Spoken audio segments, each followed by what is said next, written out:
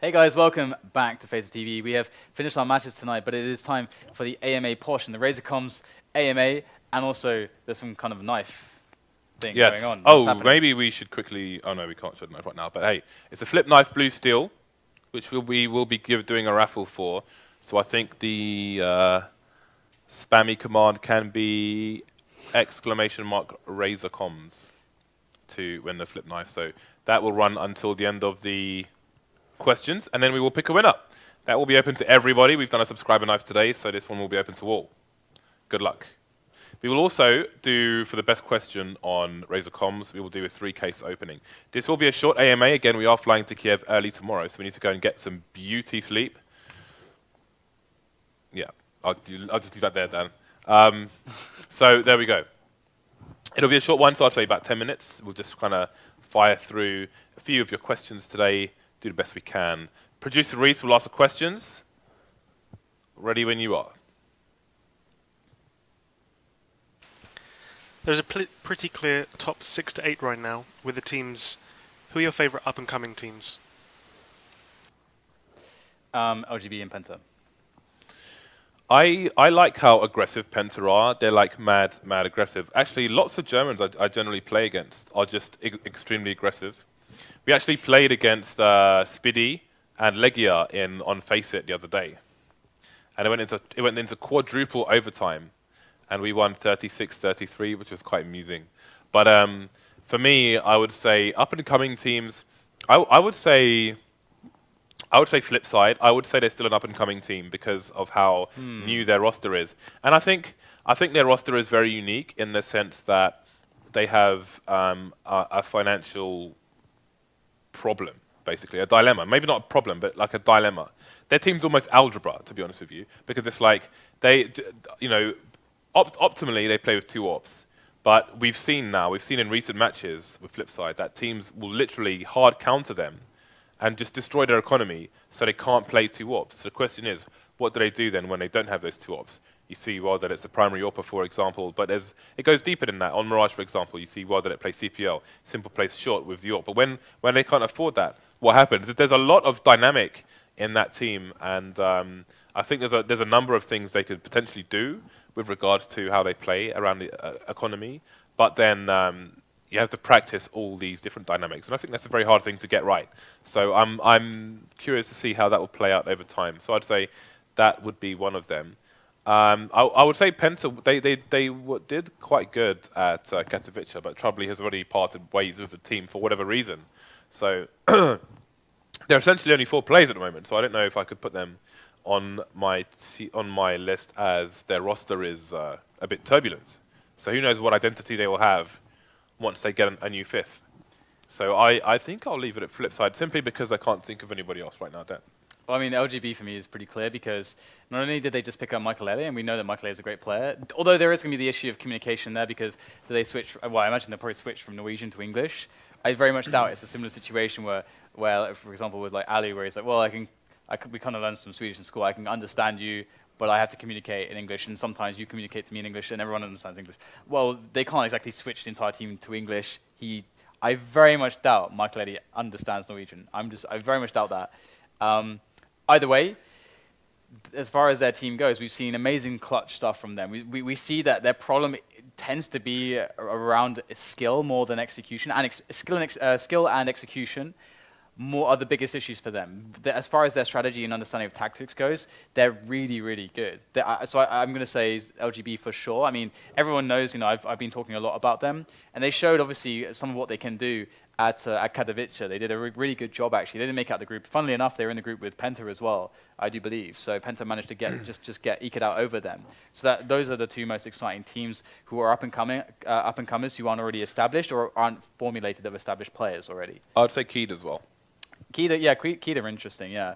Keeda are really interesting just for the fact that they're able to provide pretty awesome results despite having the situation where they're playing with a pool that has nothing close to the skill of Europe or North America, or even but I actually don't know how it weighs up against Oceania, actually.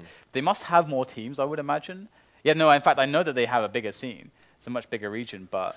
Also, it's not a team per se, But I just love watching the entire Oceanic scene. I love watching it. I love learning about any new region. But the guys there are super cool. I was watching.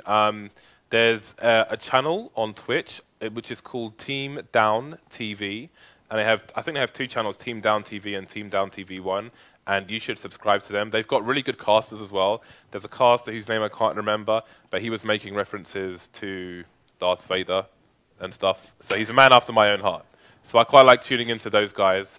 They're on pretty early in the morning in European time, but I would say it's not really. I don't know if it really answers the question as an up and coming, but in terms of general exposure versus what we used to, Europe, North America, it's up and coming in that regard. So it's a bit of a different take on your question, but I think that the whole Oceanic scene is awesome to watch. And I think I have a favorite player in Nova.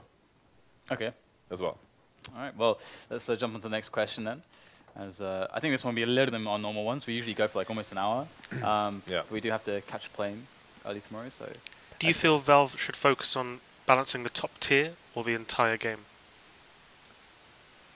Well, it's an interesting question. I mean, the thing is that I think CS:GO is one of the games which lends itself best to balancing the game for the integrity of the competition and to promote skill and great competition over all the other games. Because if you look at CS compared to pretty much every other competitive or esport title, CS is the game where essentially more people watch it than actually actively play it when we have these big tournaments. For example, at Kapadia, we had like, what, 1.1 million people tuning in to watch on the finals day, whereas I think what max concurrent or max active users at any one time was like 600K or something. Like, and this is something that doesn't happen in the rest of the games. Like esports is, I guess what Valve have done with the game is very, very cool because essentially they make it very accessible. Like if you're interested in Counter-Strike, and because the game is so intuitive to understand from a spectator perspective and just fun to play at any level, people will get exposed to the esports.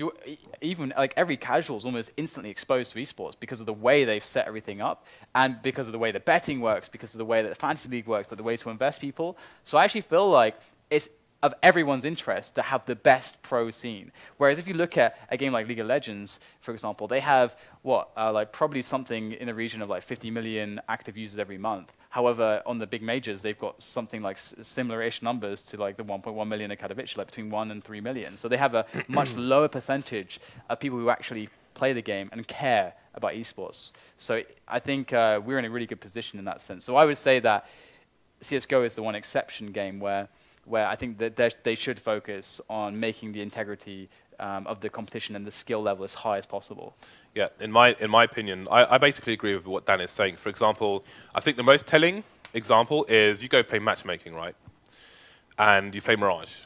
Like, even on matchmaking, I'd say 40% of people, which is a lot, all know the Mirage smokes. They know how to smoke CT, how to smoke balcony, how to smoke the connected jungle area. Like, close to half the people do. And you know, they know that because they're learning it from pro games.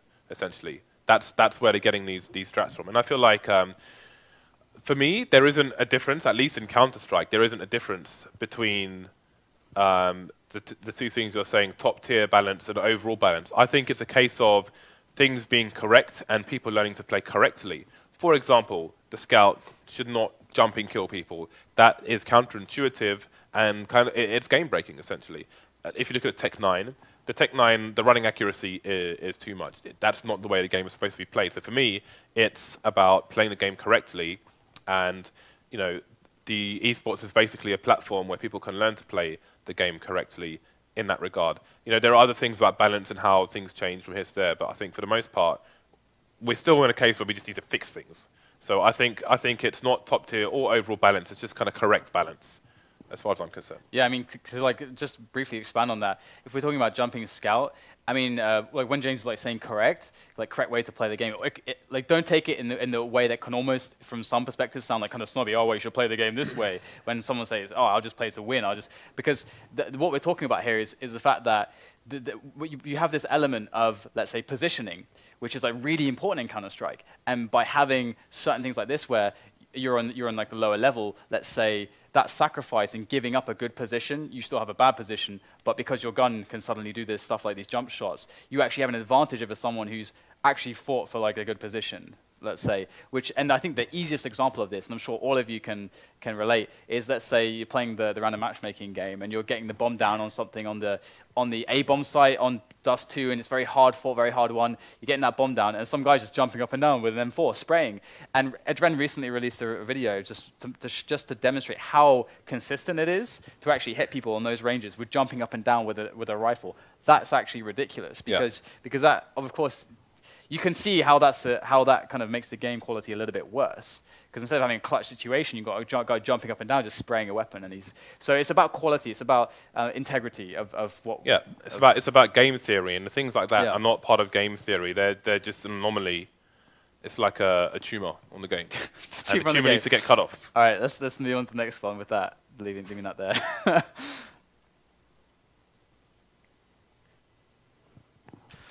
Why do you think there is a skill disparity between the EU and North American scenes? You want to go first or me? I'll go first, I guess. I think it's just exposure. The EU is the strongest scene, and the North American scene is on the other side of an ocean. So, you're only as good as the people you play against. That is true for any game. So if these people are mostly playing against each other and the skill ceiling is higher in Europe, then they're only going to grow. They're going to grow slower than they were they in Europe, essentially.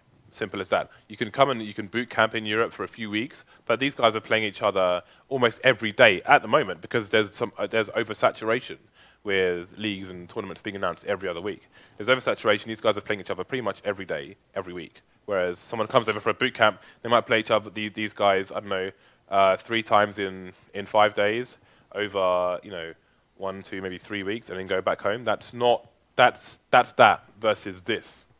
So in my opinion, that would be why.